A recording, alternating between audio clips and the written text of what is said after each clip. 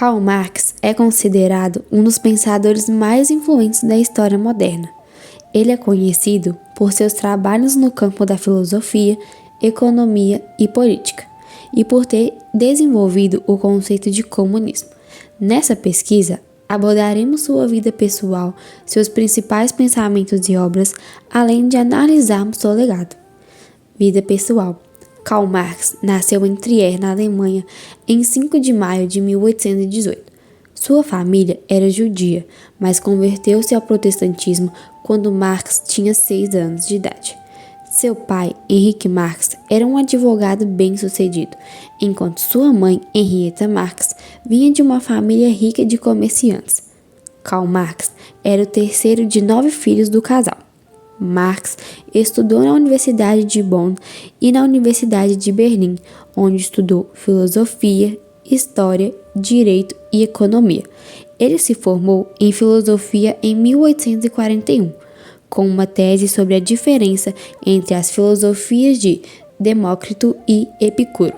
Em Berlim, Marx conheceu sua futura esposa, Jenny, com quem se casou em 1843. O casal teve 6 filhos, dos quais apenas 3 sobreviveram até a idade adulta. Marx mudou-se para Paris em 1843, onde se encontrou com outros pensadores influentes da época, como Friedrich e Pierre. Lá, ele começou a desenvolver seu pensamento político e econômico, que culminou na publicação do Manifesto Comunista em 1848. Em 1849, Marx foi expulso da França por suas atividades políticas e mudou-se para Londres, onde passou a maior parte de sua vida. Ele continuou a escrever e a desenvolver seus pensamentos e publicou várias obras importantes, incluindo O Capital e Contribuição para a Crítica da Economia Política. Marx faleceu em Londres em 14 de março de 1883, aos 64 anos.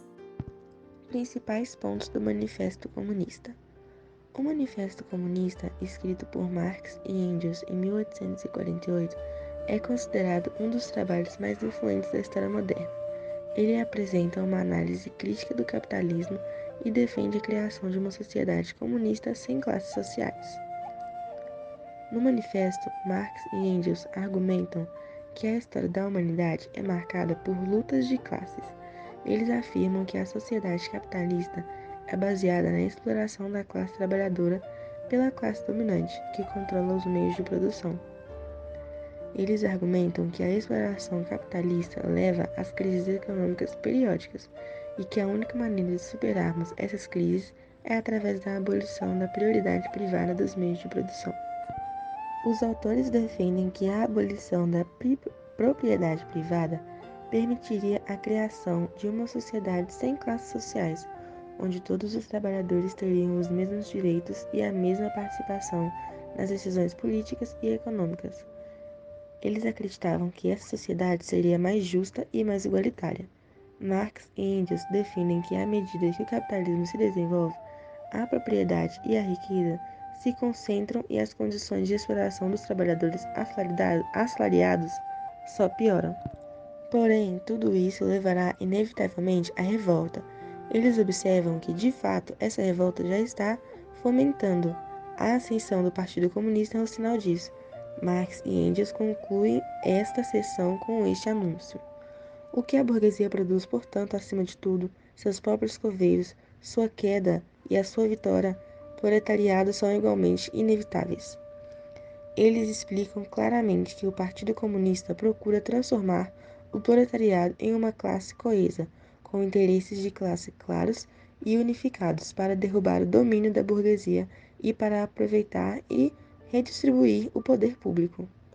O ponto crucial para se conseguir isso, Marx e Engels explicam, é a abolição da propriedade privada, que é o manifesto do capital e a essência da acumulação de riqueza. Marx e Engels explicam o que exatamente o Partido Comunista quer para a sociedade. Eles começam apontando que o Partido Comunista não é um partido político como qualquer outro, porque não apresenta uma facção particular de trabalhadores. Pelo contrário, Ele representa os interesses dos trabalhadores como um todo. Esses interesses são moldados pelos antagonismos de classes criados pelo capitalismo e pelo governo da burguesia e transcendem as fronteiras nacionais. Como aponta na parte final do manifesto, Marx e Engels ressaltam que o Partido Comunista apoia todos os movimentos revolucionários que desafiam a ordem social e a política existente e fecham o manifesto com um apelo à unidade entre o proletariado com o seu famoso grito de guerra: Trabalhadores do mundo, univos. Passados mais de um século da obra de Marx, qual o saldo? Avaliar se as ideias de Marx deram certo é um tema complexo e sujeito a diferentes interpretações. Marx propôs um modelo alternativo de sociedade baseado no socialismo ou comunismo, mas a implementação prática dessas ideias teve resultados mistos. Várias sociedades afirmaram adotar os princípios marxistas, como a União Soviética, China e Cuba. No entanto, essas experiências socialistas frequentemente resultaram em regimes autoritários, violações dos direitos humanos e problemas econômicos. Em termos de influência, as ideias de Marx tiveram um impacto significativo no pensamento político e social ao longo do século XX e continuam sendo debatidas atualmente. Elas foram incorporadas em várias disciplinas acadêmicas, mas até o momento não houve uma implementação completa bem-sucedida do comunismo de acordo com a visão de Marx. A avaliação do saldo das ideias de Marx é uma questão complexa e altamente controversa. Não há consenso definitivo sobre se o saldo é alto ou baixo, pois isso depende de perspectivas ideológicas, experiências históricas e interpretações teóricas. O que é comunismo segundo Karl Marx? Comunismo é uma ideologia social, econômica e política que tem como objetivo alterar as bases da sociedade e implantar um regime de trabalho e distribuição de renda igualitário, com a abolição da propriedade privada, conforme as ideias propostas pelos filósofos Karl Marx e Friedrich Engels. O que é socialismo segundo Karl Marx? Socialismo marxista é uma corrente filosófica de caráter social e econômico, desenvolvida pelos filósofos Karl Marx e Friedrich Engels, com a finalidade de acabar com a luta de classes existentes no regime capitalista. O socialismo marxista também pode ser chamado de socialismo científico ou simplesmente marxismo. A base dessa corrente socialista é a análise crítica e científica do capitalismo, fazendo com que esse modelo se diferenciasse do socialismo utópico, criado por Robert Owen, Saint-Simon e Charles Fourier. Com o rompimento do sistema imperial chinês no final do século XIX, a economia do país ficou abalada, e a dinastia Manchu se viu obrigada a criar um sistema de impostos que fosse eficiente. Devido a isso, a nobreza perdeu seus privilégios, tendo que direcionar boa parte dos recursos extraídos dos súditos para o pagamento dos impostos. Com esta realidade, o poder dos imperadores foi enfraquecendo. A cobrança dos impostos e tributos saiu do controle dos imperadores. A nobreza se separou do poder imperial e aumentou a exploração das massas camponesas. Os camponeses, por sua vez, levantavam-se em várias revoltas, e as forças políticas foram se dividindo. Após a instalação do caos social no país, a República foi proclamada, representando a queda da República do poder imperial. Após a Revolução de 1919, foi constituído um governo provisório sob a liderança de Sun Yat-sen, chefe do Partido Nacionalista, no ano de 1916 até o ano de 1928. A China passou por um período devastador, onde a República Chinesa foi fragmentada entre os chefes militares, que buscava a todo custo reunificar a China novamente. Todavia, com suas políticas, esse período foi chamado de Era dos Senhores da Guerra. Já em 1928, iniciou-se uma guerra civil chinesa, onde o Partido Comunista e o Partido Nacionalista entraram em conflito. Esse conflito durou até 1936, quando o Japão invadiu o norte e o leste da China. O Partido Nacionalista e o Partido Comunista se alinharam para expulsar o inimigo em comum. No ano de 1949, com o fim da Segunda Guerra Mundial e a expulsão dos japoneses da China, o Partido Comunista e o Partido Nacionalista voltaram o conflito que tinham. Esta guerra civil só terminou em 1948, quando os comunistas obtiveram a vitória e expulsaram os nacionalistas para a capital da ilha de Taiwan, em 21 de setembro de 1949. O líder comunista chinês Mao Tse-tung, ou Mao Zedong, proclamou o estabelecimento da República Popular da China, tendo ela na presidência do país e seu companheiro Zhou Enlai como primeiro-ministro. A proclamação foi seguida por uma grande celebração na Praça da Paz Celestial, em Beijing, no dia 1º de outubro, data que se tornou o Dia Nacional do novo país. Começava a chamar Era da Mão, que o governou o país até sua morte em 1976. Alinhado ao marxismo e o leninismo, Mao desenvolveu ideias estratégicas militares e políticas que a imprensa ocidental chamou de maoísmo. Mao Tse-tung foi um dos grandes líderes do Partido Comunista Chinês. Liderou a luta contra os nacionalistas e japoneses, fundou a República Popular da China em 1949. Mao Tse-tung é conhecido como o grande líder da Revolução Chinesa, que aconteceu em 1949, e foi o fundador da República Popular da China naquele mesmo ano. Ingressou no Partido Comunista durante sua juventude. Liderou tropas chinesas na luta contra Kuomintang e japoneses e governou a China em 1949 a 1959. Manteve-se influente à China até 1976, que foi o ano de sua morte. Mao Tse-tung, ou Mao Zedong, nasceu em Xiangshan, cidade localizada nas províncias de Yunnan, na China, em 26 de dezembro de 1893. Seus pais chamavam-se Mao Yanshi, que era seu pai, e Ye Qime, sua mãe. A família de Mao Tse-tung tinha uma ótima condição financeira, pois seus pais eram muito bem-sucedidos e fazendeiros da região de Xiangshan. Durante sua infância, Mao foi enviado para estudar em um colégio confucionalista e lá permaneceu até seus 13 anos de idade, quando seu pai o chamou para trabalhar na fazenda da família.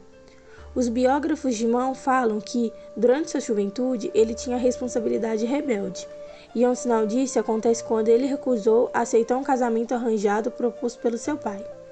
A aproximação de Mao com o comunismo, teoria política e econômica que teve como um de seus principais mentores Karl Marx, aconteceu após ele ingressar no ensino médio, em 1911. Um dos fatores que proporcionaram isso foi a eclosão da Revolução de 1911. Na Revolução de Xinhai, acontecimento que marcou a queda da monarquia chinesa e a transformação dos países em república. Além dessas experiências revolucionárias, Mao também teve o contato com teorias marxistas por meio de seus estudos pessoais e dos cursos, em uma escola de província de Yunnan, que o graduou para ser professor. Depois de sua graduação, ele conseguiu um emprego na Biblioteca Universitária de Pequim. Foi durante sua estadia em Pequim, 1977 a 1919, que Mao acabou convertendo-se ao comunismo. Uma das pessoas mais próximas de Mao na época, era o Li Daxiong, que conseguiu emprego para ele na biblioteca. Li Daxiong conduziu um grupo de estudos sobre o marxismo, do qual Mao fazia parte. Tempos depois, Deng Xiaoping fundou o Partido Comunista Chinês, PCCH, em 1921, e logo Mao aderiu ao partido. Na primeira metade do século 1928, o PCCH mantinha boas relações com o Partido Nacionalista, também chamado de Kuomintang, um dos principais partidos da China. Essa apropriação de PCCH com o Kuomintang era também parte de estratégias da União Soviética para a China, uma vez que era preciso alinhar-se com Kuomintang para garantir a unificação da China dividida em feudos, para em seguida realizar a revolução do país. No meio desses acontecimentos, Mao assumiu importantes funções na estrutura do PCCH e foi eleito para assumir o comitê do Partido de Xangai. Por exemplo, foi nessa fase entre a fundação do PCCH de 1921 e o estourar da Guerra Civil Chinesa de 1927 que Mao percebeu a importância de mobilizar a massa de camponeses na defesa de suas ideias. Ele também se envolveu em diversas ações com os camponeses, dando treinamento militares a eles.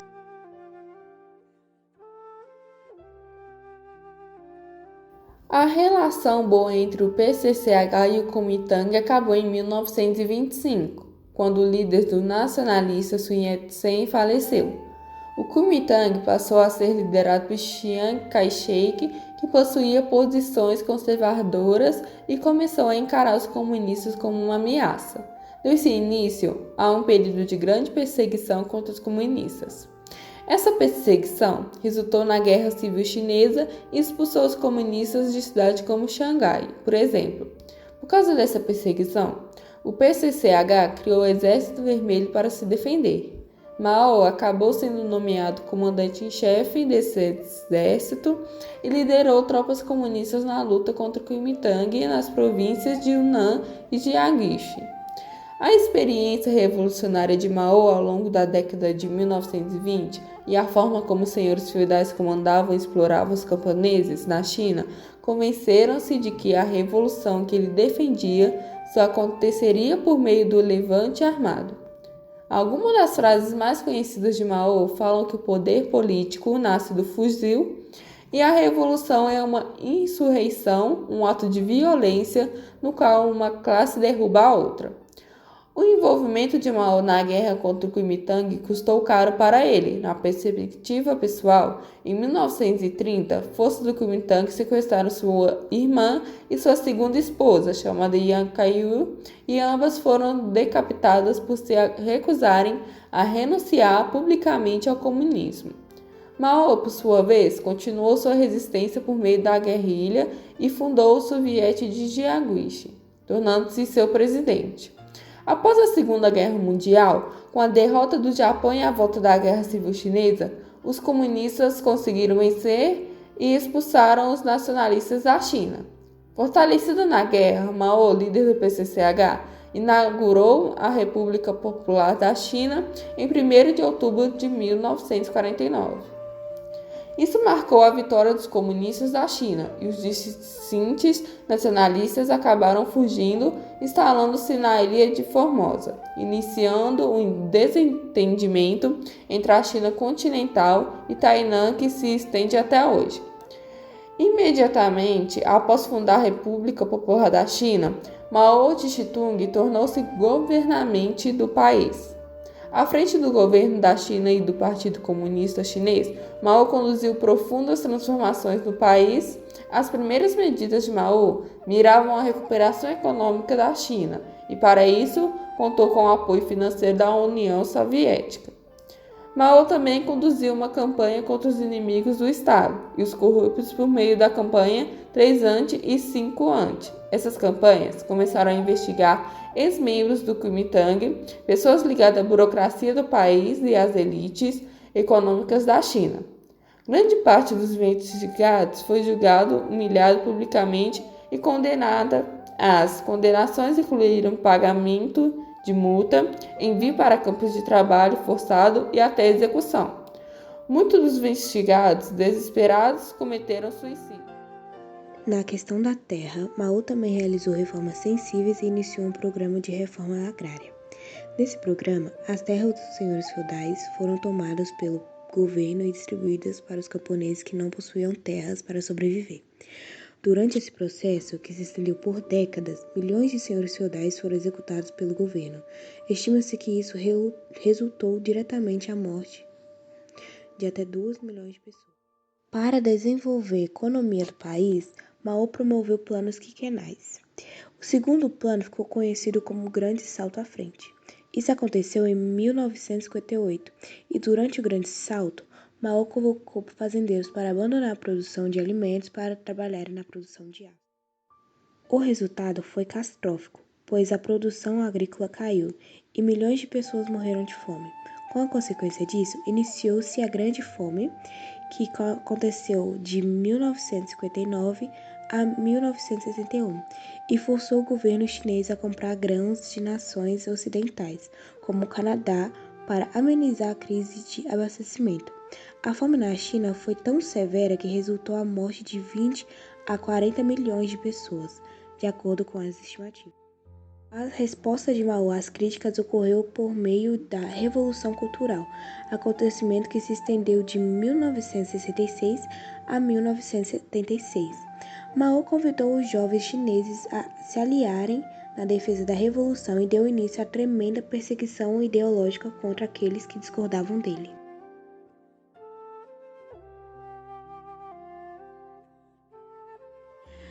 Na Revolução Cultural Cultural, os guardas vermelhos foram instituídos a perseguir e denunciar todos aqueles que apresentassem os velhos hábitos típicos de burgueses. Essa perseguição voltou-se, por exemplo, contra professores que não professavam ideias idênticas ao Livro Vermelho de Mao, contra as pessoas que usavam as roupas e praticavam hábitos considerados ocidentais e etc. Os impactos da Revolução Cultural foi a destruição do sistema de ensino superior da China e a perseguição e morte de milhares de pessoas. O historiador Eric Hobsbawm definiu a Revolução Cultural como a pior campanha contra a cultura, educação e inteligência na história do século XX. Acredita-se que de 1 a 2 milhões de pessoas foram mortas nos 10 anos da Revolução. Em 1976, a saúde de Mao Tse-tung estava bastante debilitada. Naquele ano, o líder da Revolução Chinesa sofreu 3 ataques cardíacos e o último, em 9 de setembro de 1976, acabou sendo fatal. Mao faleceu em Pequim aos 82 anos de idade, e hoje os historiadores estimam que suas ações entre 1949 e 1976 tenham resultado na morte de 40 a Atualmente, a economia chinesa é a que mais avança no mundo, tendo muito crescimento sucessivo em seus produtos internos brutos, o PIB, com média de 9% ao ano. No início do século XXI, a China se tornou a segunda maior potência econômica do mundo, ultrapassando o Japão, Reino Unido e a Alemanha, ficando atrás somente dos Estados Unidos. E isso acabou chamando bastante atenção para o modelo chinês de crescimento econômico. O grande motor da economia chinesa está diretamente ligado a fatores políticos que marcaram o país em 1970, sob o poder nas mãos de Deng Xiaoping, que promoveu uma ampla abertura de mercados na China, como instalação de empresas estrangeiras que viram muitas oportunidades de negócio no país. Até então, o país adotava um modelo maoísta, que predominava a propriedade estatal e a dura intervenção e controle do Partido Comunista Chinês. O modelo chinês pautou-se na adoção de uma prática chamada joint venture, em que as empresas que queriam se instalar no país deveriam se associar a uma empresa local, geralmente uma empresa estatal. Com isso, o governo conseguia um pouco do capital estrangeiro. Além disso, as multinacionais deveriam instalar em territórios específicos, determinado pela legislação ZEES, Zonas Econômicas Especiais. Apesar de todas essas exigências, a China, ao final da década de 1990, se tornou o maior receptor de investimentos estrangeiros do mundo. A China possui um dos maiores mercados de reserva, ou seja, uma enorme quantidade de trabalhadores buscando emprego. Com isso, a tendência é que os salários se mantenham baixos, o que aumenta a geração de lucros por parte dos donos dos meios de produção. O território chinês apresenta valiosas reservas minerais dos mais diversos tipos, como carvão mineral, magnésio, urânio, zinco e tungstênio. Além disso, a produção de produtos primários usados na produção também é acentuada, o que garante o bom funcionamento das indústrias estrangeiras que se instalam no país. Tais fatores apresentados contribuem muito para o desenvolvimento econômico da China, que dia após dia está mais perto de se tornar a maior economia do mundo. Moeda. O yuan significa circular, a unidade de conta, enquanto renminbi é o nome da moeda. Porém, o termo é também usado para designar a moeda chinesa em geral, especialmente em contextos internacionais. As moedas que circulam são de 100 yuan, 50 yuan, 20 yuan, 10 yuan, 5 yuan e 1 yuan. Na atual cotação, 1 yuan chinês equivale a... Salário. 1 yuan equivale a 0,14 centavos de dólar. O salário mínimo de um chinês é de 1.517,78 yuans, equivalente a R$ 1.100. Porém, o salário médio dos funcionários urbanos na China vem crescendo em 2021, atingindo 100 mil yuans, o que equivale a 14 mil dólares, equivale a 0,71 centavos de reais. Poder de compra. Em 2017, a República Popular da China ultrapassou os Estados Unidos da América como maior economia mundial em termos de PIB, Produto Interno Bruto, e PPC, paridade de poder de compra.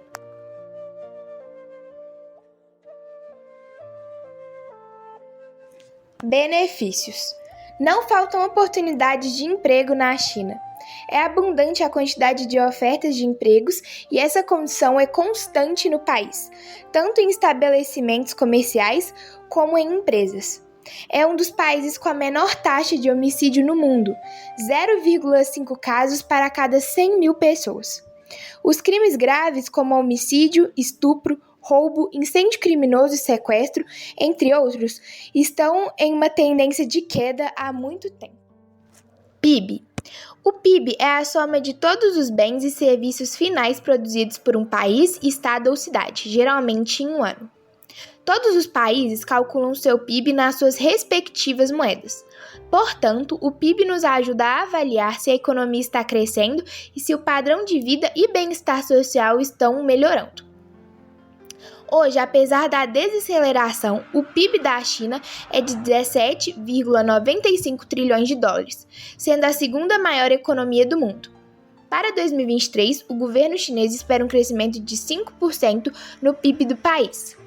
Já o PIB per capita da China em 2022 é de cerca de 12.417,64 dólares, bem abaixo dos 70.248,63 dólares registrados nos Estados Unidos. Renda per capita é a soma do que cada membro de um grupo familiar ganha por mês, isto é, a renda bruta mensal.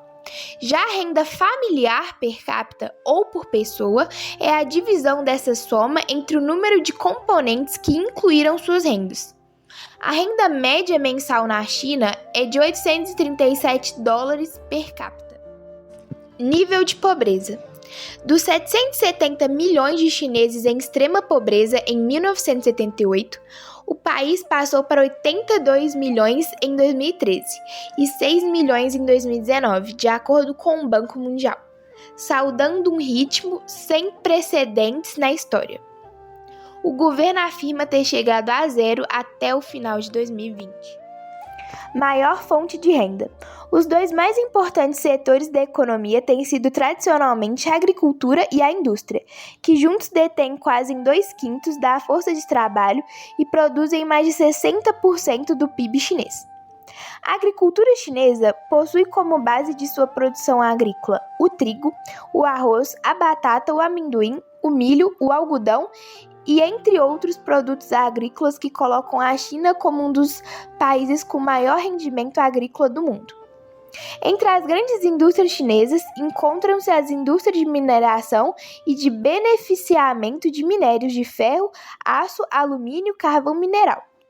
E a indústria maquinária, a indústria bélica, a indústria têxtil e a de vestuário, a indústria petroquímica, a indústria química, incluindo fertilizantes e aspectos religiosos.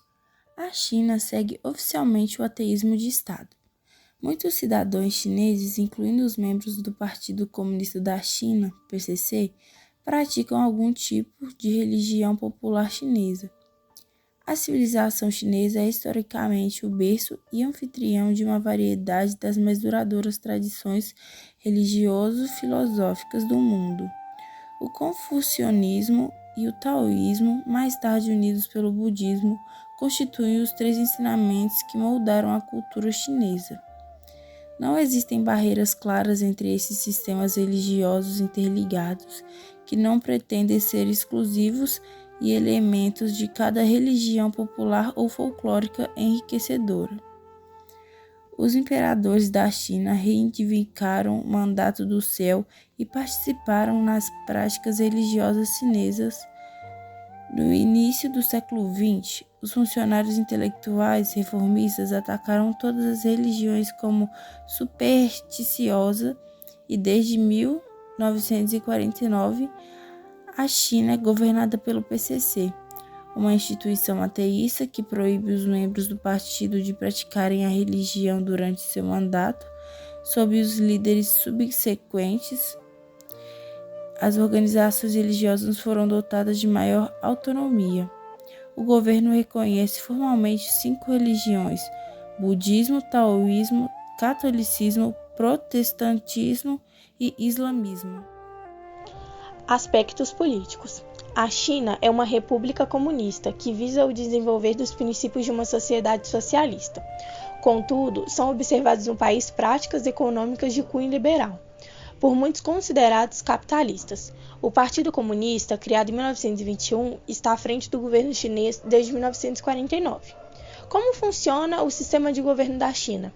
A política da República da China, Taiwan, possui uma estrutura de república democrática representativa, onde o presidente e o chefe de Estado, o primeiro-ministro e o chefe do governo de um sistema multipartidário. As eleições da China são baseadas em um sistema eleitoral, organizado de forma hierárquica, no qual o Congresso do Povo, ou Congresso Popular, de cada local é eleito por meio de voto direto. A China está testemunhando uma riquíssima onda de protestos em várias cidades contra seus governantes. Os manifestantes pedem o fim das frequências de lockdown e da política de tolerância zero contra o Covid-19. Os protestos estão acontecendo em várias cidades chinesas, incluindo a capital Pequim, e a maior metrópole da capital financeira do país, Xangai. Várias capitais de províncias também estão sendo abaladas pelos manifestantes. Protestos localizados por questões pontuais acontecem no país em algumas ocasiões. Mas uma onda de eventos está se espalhando e com um forte tom político. Não acontece publicamente na China continental, desde o massacre da Praça da Paz Celestial a Tiananmen Square em 1989. Na ocasião, o exército chinês reprimiu com extrema violência os protestos de estudantes que pediam mais democracia e que durou 6 semanas na praça, que fica no centro de Pequim. Centenas de pessoas foram mortas e milhares foram presas pela repressão que seguiu aos protestos mais recentes em meados de 2019 e 2020. A população de Hong Kong, uma ex-colônia britânica, também se levantou contra as ordens autoritárias vindas de Pequim, especialmente depois de uma lei ser aprovada permitindo a extradição de suspeitos de crimes para a China continental sob certas circunstâncias. Hong Kong sempre teve regras diferentes da China continental, mas isso acabou a partir de 2019. A população então começou uma série de protestos que durou meses e acabou com uma grande repressão das autoridades chinesas que prenderam e extraditaram os manifestantes. Os manifestantes de momento no país ainda não tomaram proporções tão grandes, mas a mídia internacional mostrou que, em vários casos, pessoas comuns pedem a renúncia do presidente do país, Xi Jinping, e o fim da ditadura do Partido Comunista da China, que já dura 73 anos. Testemunhas desse pedido se disseram chocadas, já que esse tipo de manifestação numa ditadura, como a chinesa, pode levar a anos de prisão ou até a pena de morte.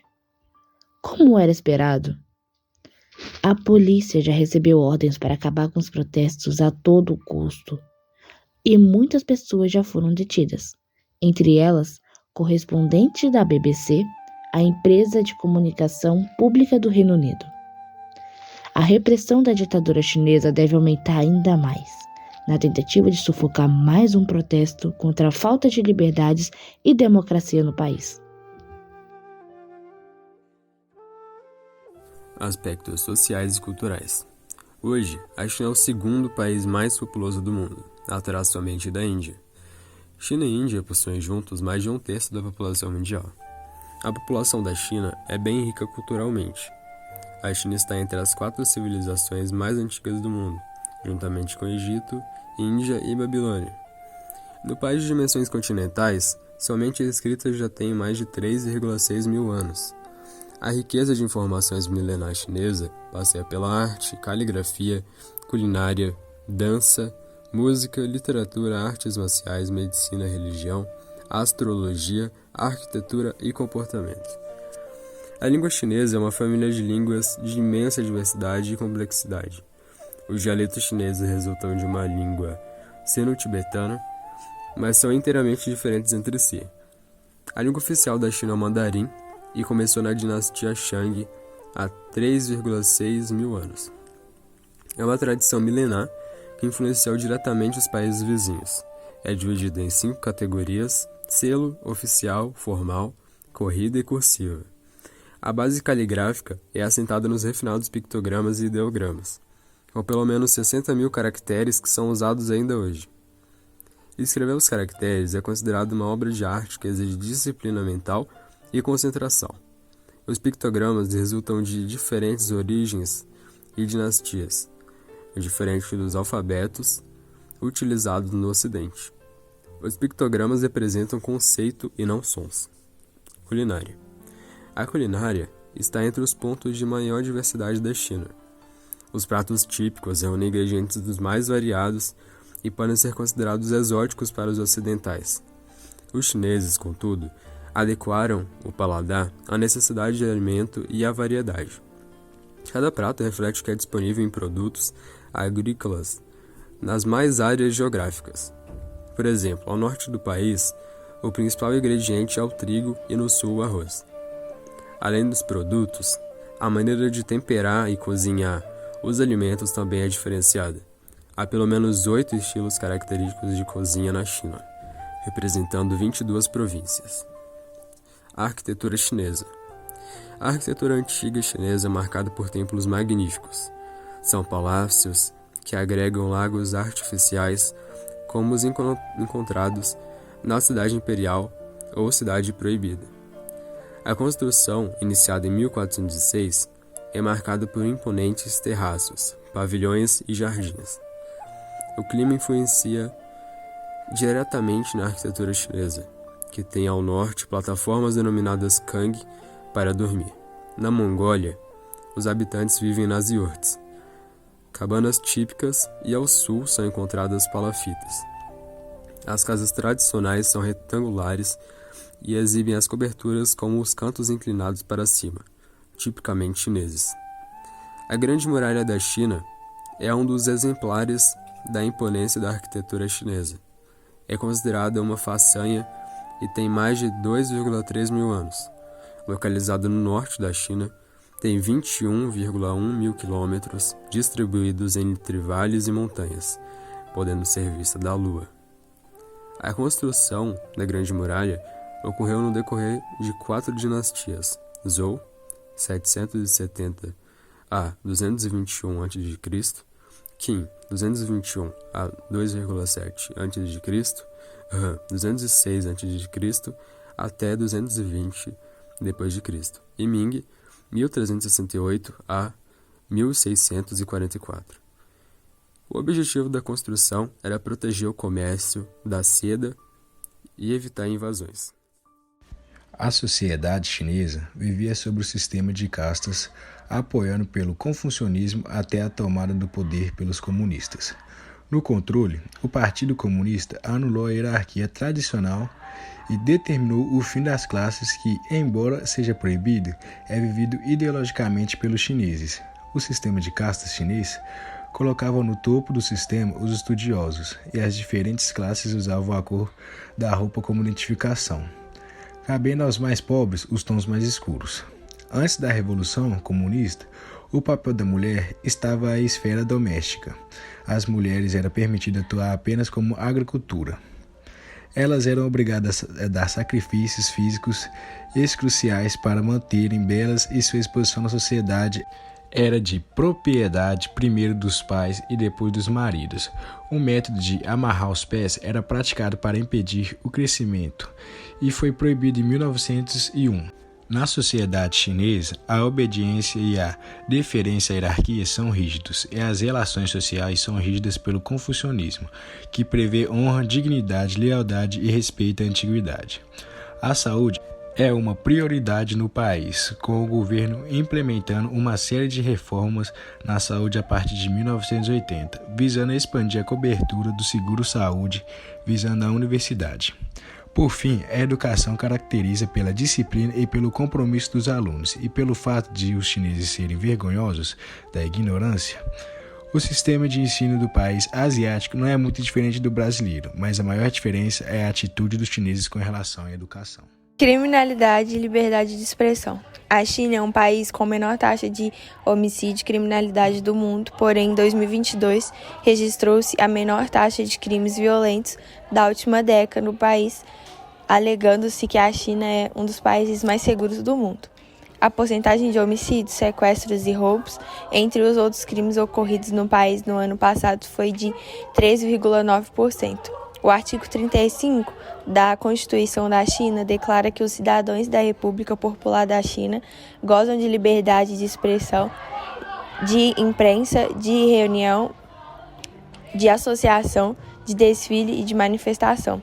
Em termos formais, esta redação parece estar de acordo com o artigo 19 da Declaração Universal dos Direitos Humanos, que declara que todos os seres humanos têm direito à liberdade de opinião e expressão. Quando criada, a internet prometia conhecimento ilimitado acerca de tudo o que pudesse acontecer no mundo todo. Para a China, a chance de acontecer um mundo não chinês foi banida por uma muralha, desta vez digital, que censura quase todo o conteúdo acessado pelos chineses. A China censurou toda a internet e não só censurando, eles bloquearam e monitoram o acesso à internet da população.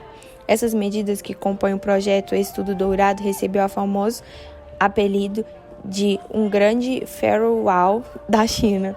O governo chinês não apenas restringe o acesso à internet, vigia os usuários da internet e dissemina propaganda nas próprias fronteiras da China, mas também intensifica os esforços visando expandir esse autoritarismo digital para além da China. A censura da internet na China refere-se à censura da internet pelo Gabinete Estatal de Informações da Internet da República Popular da China. É um ato administrativo que faz parte da vigilância em massa da China. De acordo com o aviso do Conselho de Estado sobre a autorização da administração do ciberespaço da China para ser responsável pelo gerenciamento do governo de informações da internet desde 26 de agosto de 2014. A partir de 1959, Mao abandonou a presidência chinesa, sendo substituído por Liu Shaoqi. Manteve-se como a figura mais poderosa do Partido Comunista Chinês e tinha grande influência no país. Todavia, em 1962, o novo presidente chinês realizou duras críticas ao grande salto à frente, realizado por Mao em 1958. Esse acontecimento evidenciou que existia um racha interno no PCCH e que existia uma facção no partido insatisfeitos com as medidas tomadas por Mao. As críticas a Mao foram influenciadas pela desestalinização, processo que promoveu o fim do culto a Stalin, antigo líder soviético, que aconteceu na União Soviética. Por essa razão, o culto a Mao passou a ser questionado na China. De acordo com o aviso do Conselho do Estado sobre a autorização de administração do ciberespaço da China para ser responsável pelo gerenciamento de conteúdo de informações da internet, desde 26 de agosto de 2014, a administração do ciberespaço da China é responsável pelo gerenciamento de conteúdo de informações da internet em China e é responsável por supervisionar e administrar a aplicação da lei. Os direitos humanos são direitos intrínsecos a todos os seres humanos, independente da raça, sexo, nacionalidade, etnia, idioma, religião ou qualquer outro estatuto. A Declaração dos Direitos Humanos foi adotada em 1948 como ideal comum a atingir por todos os povos e todas as nações. O direito internacional em matéria de direitos humanos estabelece as obrigações dos governos de agirem de determinadas formas ou de se absterem de determinados atos para promover, proteger e cumprir os direitos humanos e as liberdades fundamentais do indivíduo ou dos grupos. Por razões políticas, quando foram codificados em instrumentos juridicamente vinculados, os direitos humanos na Declaração Universal de Direitos Humanos foram divididos em dois pactos separados: o Pacto Internacional sobre os Direitos Civis e Políticos e o Pacto Internacional sobre os Direitos Econômicos. A China considera os direitos humanos como assunto interno de um país, em vez de uma preocupação legítima da comunidade internacional. A China promove uma concepção centrada no Estado e relativista dos direitos humanos, com características chinesas, segundo a qual a estabilidade, a harmonia, a subsistência e o desenvolvimento econômico têm precedência sobre os direitos humanos, sobretudo os direitos civis e políticos.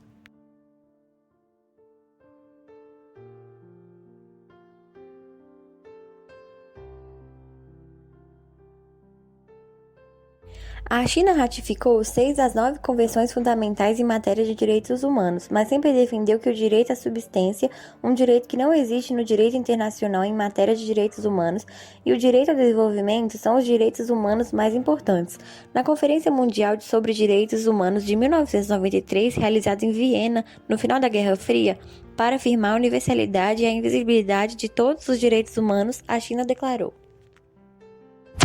para o grande número de países em desenvolvimento, respeitar e proteger os direitos humanos é, antes de mais, assegurar a plena concretização dos direitos à subsistência e ao desenvolvimento. É infundado o argumento de que os direitos humanos são condição prévia ao desenvolvimento. Quando a pobreza e a falta de alimentos e vestuário adequados não são habituais e as necessidades básicas das pessoas não são garantidas, deve ser dada prioridade ao desenvolvimento econômico. Caso contrário, os direitos humanos são completamente fora de questão. A confiança no modelo chinês foi impulsionada pela crise financeira global em 2008. Ao mesmo tempo, as chamadas revoluções coloridas em vários países no início da década de 2000 deram origens a uma crescente sensação de ameaça externa em Pequim. Em 2013, um aviso publicado pelo Gabinete Geral do Comitê, a China tornou-se uma empreendedora de normas internacionais que pretende romper com a hegemonia ocidental em matéria de direitos humanos e alterar a governamentação internacional dos direitos humanos. Numa série de discursos de relevo no Fórum Econômico Mundial, em Davos e nas Nações Unidas, em Genebra e Nova York, em 2017, Xi Jinping lançou o conceito de uma comunidade de destino partilhado para a humanidade, uma visão para uma ordem mundial que enfatiza a soberania, o respeito pelos direitos e regimes políticos e a cooperação em que todos ganham, entre os Estados. Em 2017, o conceito de comunidade de futuro partilhado foi inserido numa resolução adotada pelo Conselho dos Direitos Humanos da ONU, intitulada Contribuição do Desenvolvimento para a Fruição de Todos os Direitos Humanos. Em junho de 2020, o Conselho adotou uma resolução patrocinada pela China, intitulada Promover a Cooperação Mutualmente Benéfica no Campo dos Direitos Humanos, defendendo o sistema internacional de direitos humanos assente na cooperação entre os Estados, em vez da responsabilização dos direitos dos indivíduos.